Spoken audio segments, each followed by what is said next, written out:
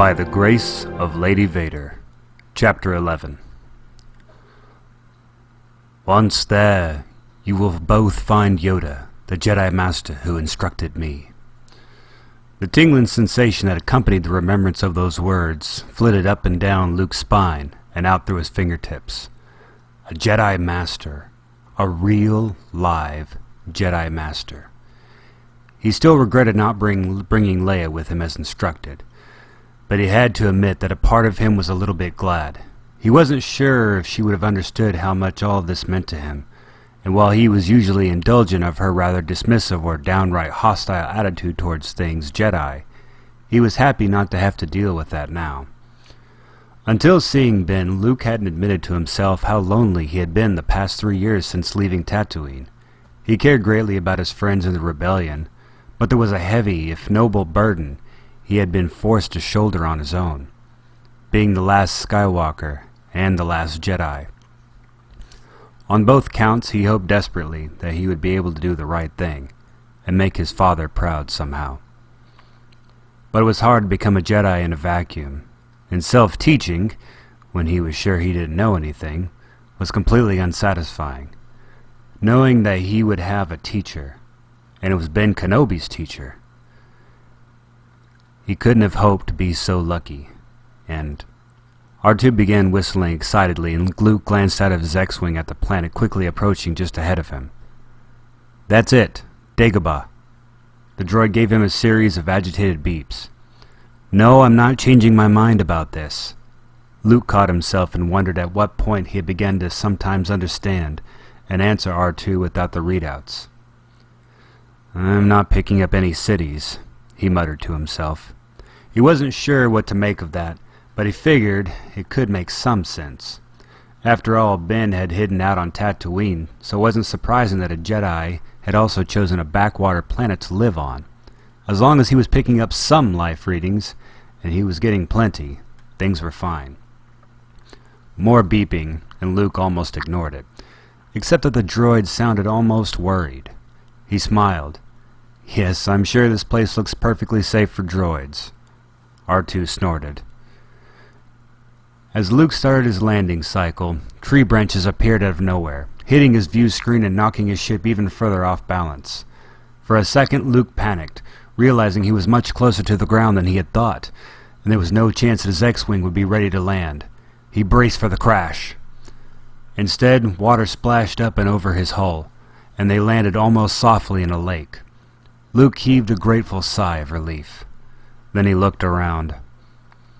Luke had always believed that Tatooine was the most desolate place in the galaxy, at least until he had lived on Hoth. This place threatened to overtake both of those planets for that honor. It was an empty, disgusting-looking swamp. No cities? There were no people here at all, and he couldn't imagine why there would be. In disgust, Luke opened the hatch and stood on top of his ship, trying to figure out if it mattered which way he went. "Just stay here, R2. I want to look around." Before he even finished the sentence, the X-Wing groaned and shifted, settling into the floor of the lake. Luke felt himself wobble slightly, and was just about to turn to his droid when he heard a loud splash behind him. "R2? R2!" Luke startled himself with how alarmed he sounded, but there was no way he was staying here alone. "Where are you? R2!" He stared into the smoky waters, wondering if he should just jump in there after him. "R2?" A beep, and then the droid's top lens poked out of the water. Luke relaxed, but felt his fear turn quickly into annoyance. "You should be more careful," he said sharply. R2 was already humming to himself and rolling away. Luke hopped off his ship and into the water, climbing up onto a land embankment. What was he supposed to do? Just walk aimlessly across the planet and hope he stumbled across Yoda? He was tempted to leave until he could figure out exactly what was going on, but that would require getting his X-Wing out and running, and there was no chance of that right now. What if I'm stuck here? He pushed that thought away, trying not to let the situation get to him. Maybe Yoda would know some people who could help him. "I don't know, R2. What do you think?"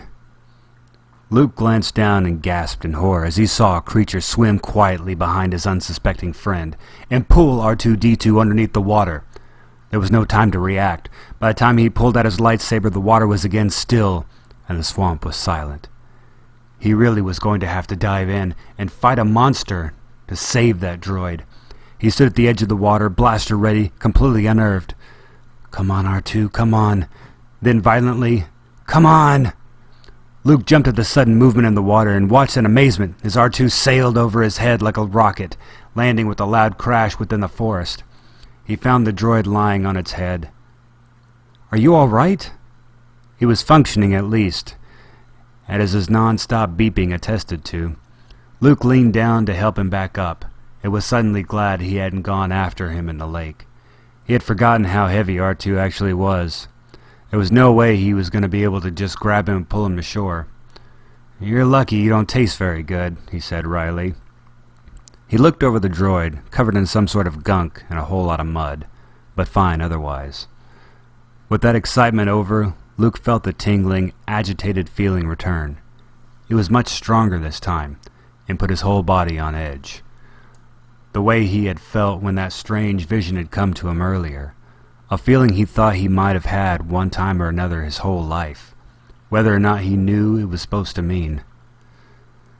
"I don't know," he muttered, squatting down to R2-D2's level.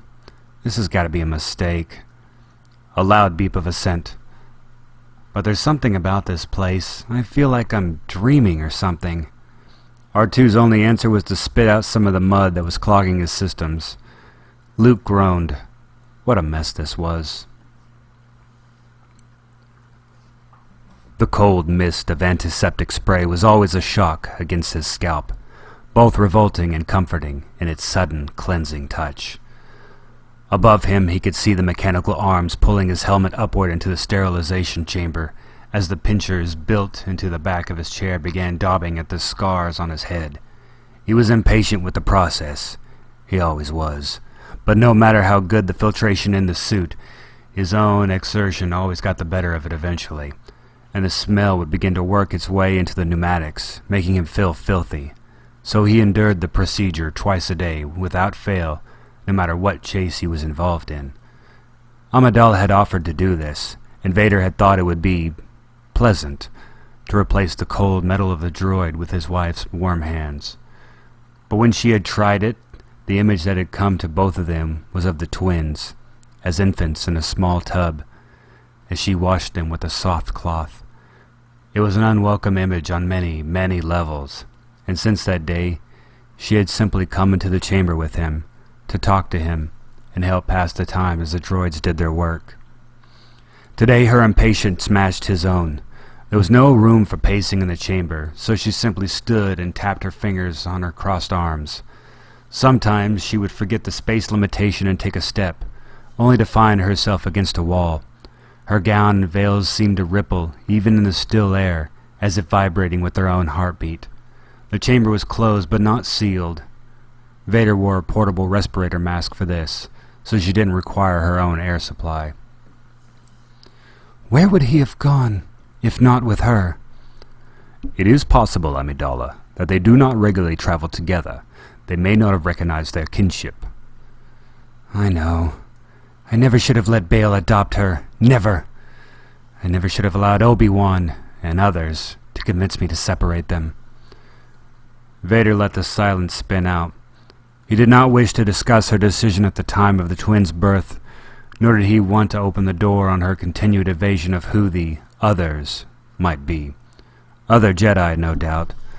The Jedi had always considered it a wise course of action to shatter his family. She stopped very suddenly and turned to him, eyes wide above the veils. Her face was twitching, as if she were struggling mightily with herself. It had looked this way just before she'd said, Annie, I told you a horrible lie, all those years ago. He let her fight her battle. If he pushed her over the edge, she would regret it and place the blame on him. She bit her lip and closed her eyes, then turned away again. A chime broke the stillness, and she reached for the chamber controls with what appeared to be relief. Vader did not stop her, The cleaning process was finished, and the presence he sensed beyond the door was one of those whose allegiance he wished to test anyway. He allowed Piet to enter before the droid had finished lowering his helmet.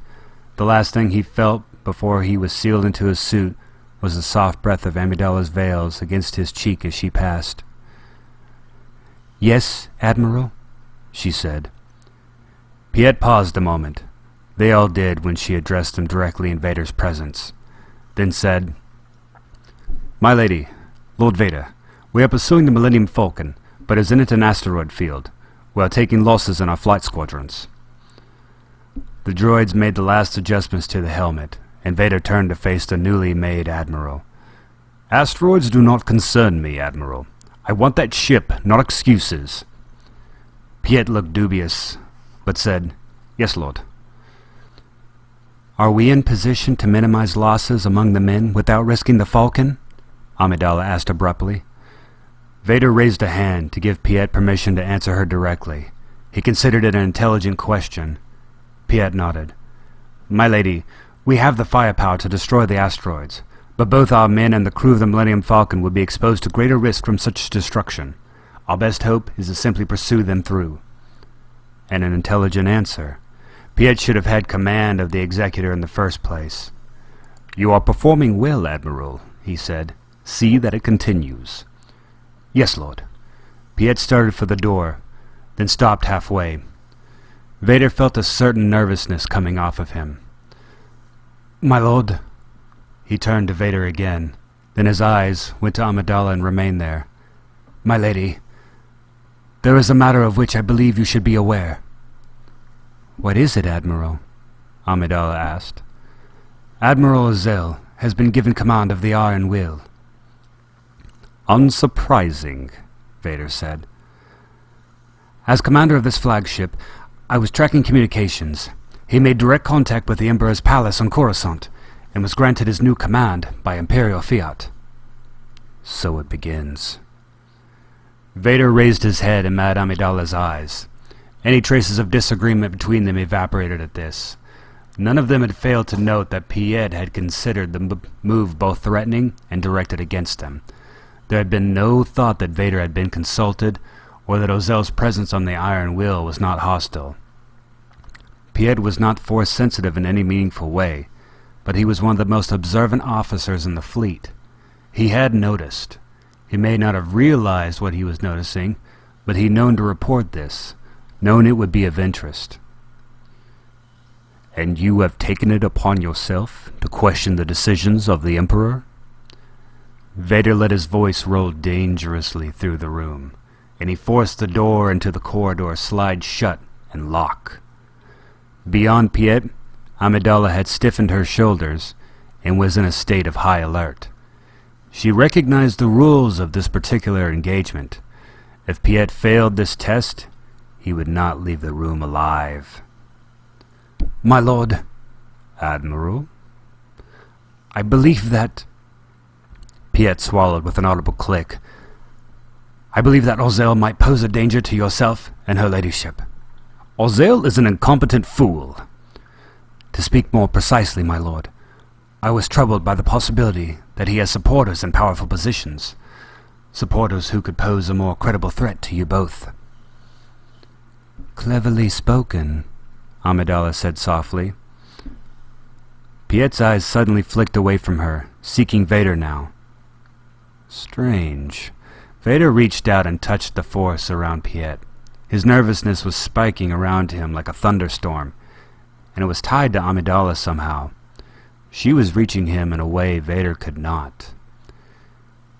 She was asking Piet to declare himself a traitor.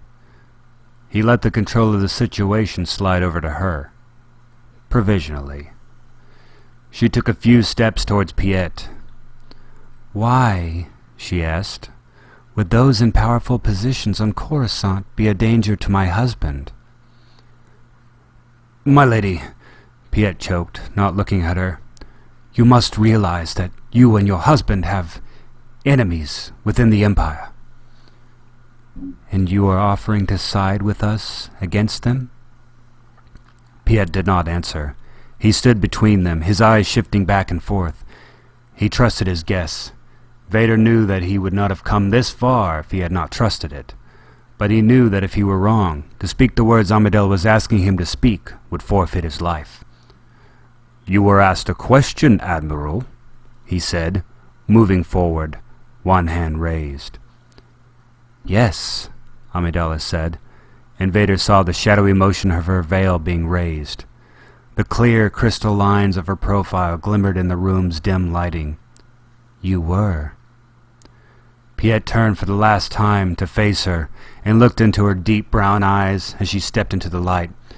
Vader felt a rush of emotions coming from him, an unseemly attraction, quickly squashed, a superstitious dread, a puzzled search for meaning, a surge of hope and love? Loyalty. And then, at last, full recognition. Piet fell to one knee and bent his head. "Your Majesty," he said, "I am ever at the service of you and your lord." Vader searched Piet's heart and found no duplicity.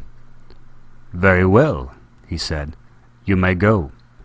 All will continue as it has until you are instructed otherwise." Piet rose. "Yes, of course, my lord." Amidala reached over her head and pulled the veil back down over her face. Piet gave her a smile before he left. "A bold strategy," Vader said when he was gone.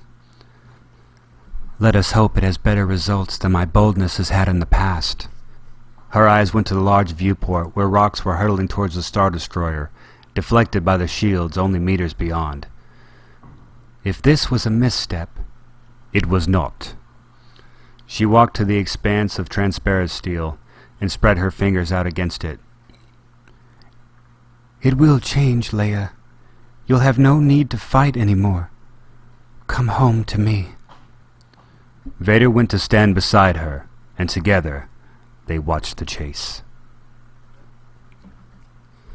Han made his way back to the bridge with some trepidation. He had been in the cargo hold of the ship, scavenging for supplies.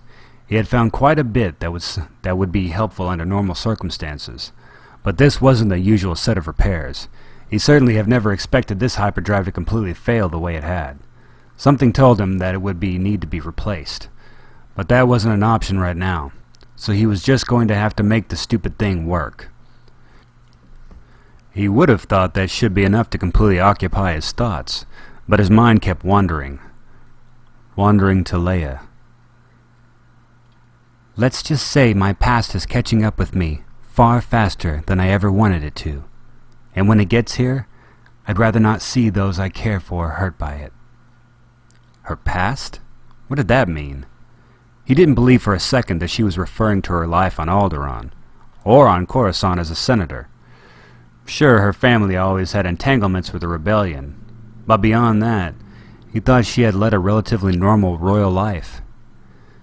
And he had asked around on more than one occasion to make sure he hadn't missed a stray rumor or story. So those options didn't make sense to him. Which meant that whatever happened, whatever had set her off, had occurred in the time they had known each other, without anyone, not him, not Luke, not any of the other rebels, having an inkling of it. That thought was strongly, and surprisingly, dismaying to him. How could something so disturbing or painful happen to her without her so-called friends bothering to notice? Irritation leapt from the back of his brain. It was an unexpected voice, and it said, "You can only be as good a friend as she lets you. You don't have to let her drive you both crazy about whatever this is." He had the feeling this voice was right, but on a level he was reluctant to admit to anyone. He was touched that she simply included him in the group of people she cared about. Didn't that mean she was trying to keep him at arm's length for his own protection? Not because she was simply trying to be difficult? And didn't that mean something? He shook his head, trying to get back to more pressing matters. "Shut her down, Chewie," he called loudly as he entered the cockpit.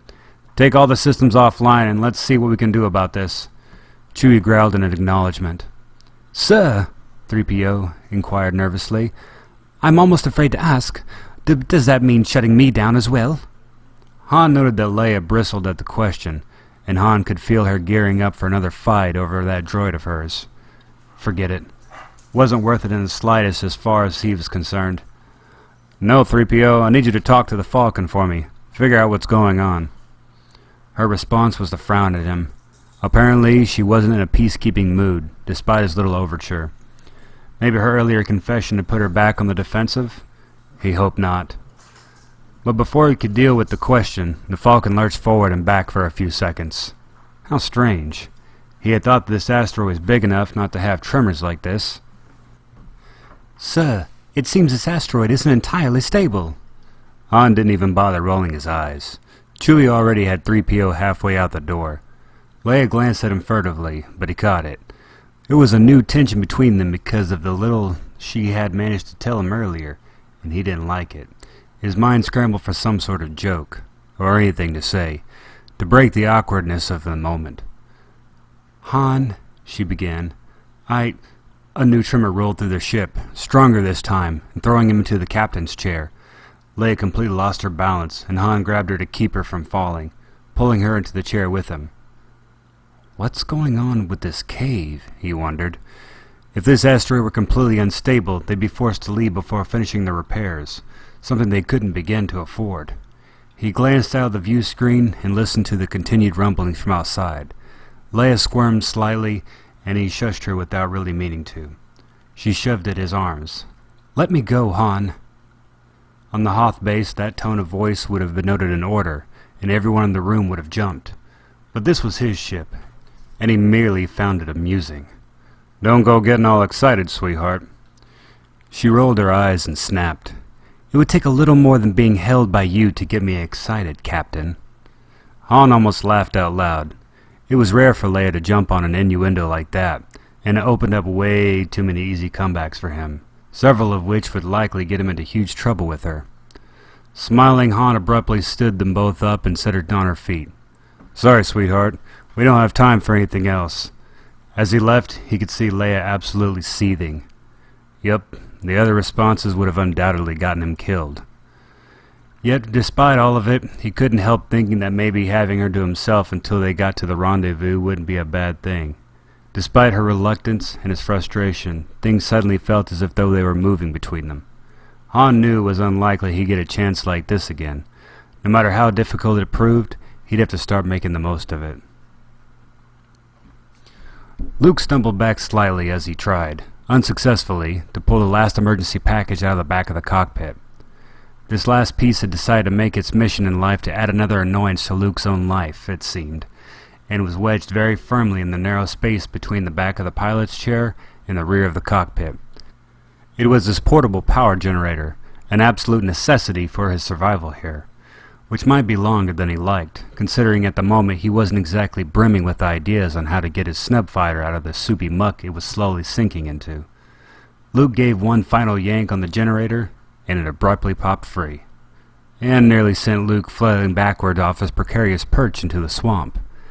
At the last moment he regained his balance, but not quickly enough not to halt his distinctly amused beeping of a certain astromech droid nearby. Fine, Luke shook his head in exasperation as he shut the cockpit canopy. We're even now. He walked down the snub nose to the somewhat stable ground on which he and R2 had set up their camp. An open clearing in the dark, limp jungle filled with various crates of survival materials pulled from the inactive hulk of the X-Wing before it sunk too far down to retrieve anything. Luke set the generator down next to the crate of Alliance standard-issue emergency tools, the latter seeming extremely insufficient. All of a sudden, there was hardly anything in here that would make lifting a snub fighter out of the mud any easier. But then, who expected to be landing their fighter in a swamp anyway? Of course there wouldn't be anything designed to help him. He smoothed out the folded single-layered tarp that served as his makeshift chair, and prepared to relax and seat himself. But then R2 chittered again, insistently, and Luke glanced at the generator, realizing just how long it had probably been since the droid had recharged. He simply waned and flipped on the generator, the minor bit of orange light and heat it provided lifting his mood somewhat. The only other light around him was a foggy gray mist. He doubted this area ever saw that much sunlight. It was its own essential greenhouse, thick and muggy. He stood up and hooked up the generator's outlet cable to R2's own power socket. Almost immediately the droid twittered in satisfaction. As if in response, Luke's own stomach grumbled. He leaned over and picked up the nondescript lap-sized metal case across from him and opened it, taking out one of the rank of silver-wrapped ration bars lined up in it. He and R2 would have their dinner, such as it was, together. He unwrapped and tore a bite out of the bland bar, wincing slightly at the taste. Ah, field survival gourmet. He raised the bar to the droid as if in a toast. "Cheers," he said, clinking an imaginary glass, then taking another bite, forcing the dry material down his throat, wishing he really did have a drink to wash it down with. R2 moaned sadly and swirled his dome around, surveying the landscape around them. They certainly weren't the only living things in this area, but the things that were probably around them, the whatever it was that had tried to make a meal of R2, for example, made Luke wish they were. "I'm beginning to think you were right about coming here, R2, Luke said. "If this Yoda of Ben's really does exist, if he was ever here, I can't imagine he'd have lasted long. Yet that was the case, why would Ben tell me to—" He shook his head. He was just rambling now, and that wasn't a good sign. "I don't know, but it's almost as if—" He trailed off again as he took another bite of his bar, taking in his surroundings once more, intrigued by it suddenly. He could swear he'd never seen this place before in his life, yet something about it, the feeling, it seemed to resound off a chord deep within him, undeniable yet unreadable. A low, familiar, and soothing voice, a soft maternal hand caressing his cheek, shushing him gently, her warm flesh cradling him. "It's like there's something familiar about this place, R2. It's almost like—" "Almost like what?" A croaking voice interrupted, prompting a shrill squeal from R2 and nearly causing Luke to jump out of his skin. In a half-second, he and his blaster were pointed at the source of the voice. A frail-looking, trembling green figure, short, reaching to about Luke's knee in tattered robes, his pointy-eared head hiding protectively behind gnarled fingers, stood not 5 feet from him. Luke wondered how the little guy had gotten so close to him without him noticing. "Away, put your weapon!" the creature cried, still hiding his head behind his hands, but peering out of a corner of it just a bit. "I mean no harm. I simply wonder, for curious I am. Why are you here?" Luke raised a cautious eyebrow, slowly lowering his blaster. After all, if things did decide to go hostile, the little guy would pretty much be carrying the short end of the stick in the conflict. Literally. Luke saw a twisted stick seemed to be in the creature's free hand, propping him up. "I'm looking for someone," he said slowly. The creature's timid demeanor evaporated, and it turned suddenly bright green eyes toward him, hobbling its way closer to Luke's camp. "Looking? Found someone you have, I would say, It laughed. Luke put away his blaster. "Right," he said with an uncertain laugh. He was beginning to get the distinct impression this creature was going to be more of an annoyance than a threat. He supposed he could handle that. "Help you I can, yes." Luke smiled. "I don't think so. The person I'm looking for is a great warrior." Though the moment he said it, he became uncertain after all. So far, this being was the only sentient being on the planet they'd encountered, and even if it spoke basic at that. If he knew this Yoda. "Warrior? Great!" The creature seemed to find this amusing. Luke didn't seem why. "Make one great, war certainly do not." It continued with a sniff, again reversing the normal word order of the sentence. Why was it that he spoke like that, Luke wondered. At that moment it seemed to find something of interest in the pile of crates. He threw one open and immediately began rummaging. Despite himself, Luke felt an unbidden flash of annoyance. Yes, Leia had told him about all the necessities of politeness when in contact with new species. What species was this thing anyway? Not something he recognized. But when that other species wasn't exactly making its own efforts towards common courtesy, in this case, respecting one's personal belongings, it certainly was hard. "Would you get out of there?" Luke asked, stifling the annoyance and not being entirely successful. The creature ignored him and continued happily throwing things around out of the crate onto the muddy ground. Objects Luke needed if he were ever going to survive. Now he was irritated. "You're just making a mess," he sighed in exasperation, picking up the tools, which were now coated in a thin, greyish swath of mud, and gingerly placing them back in the box. The creature continued to pay him no heed. It was one thing to be curious about a new being, as this fellow evidently seemed to be, but to utterly disregard someone when they were making repeated attempts at communication. The creature stopped rummaging suddenly, holding a small object as a trophy in apparent delight. The tip of it flicked on, and Luke recognized the small shape of his emergency light, something he definitely needed, or he could not afford to lose, especially seeing as it was the only one he had. He reached for it, but the creature yanked it away protectively, eyeing Luke caustically. "Mine!" it declared. "Or help you I will not." "I don't care. I need my lamp, especially if I'm going to get out of this mud hole." The creature seemed to take offense at this, its pointy ears drooping slightly. "Mud hole? But my home this—" Apparently the being had failed to notice that during this exchange, R2 had quietly positioned himself not too far behind, and had slowly extended his grasping arm, ready to seize the glowing light from the creature's hand. At the last second, the creature caught the droid's whirring sound and promptly whirled on R2, whacking him with his stick with one hand and fighting for possession of the light with the other.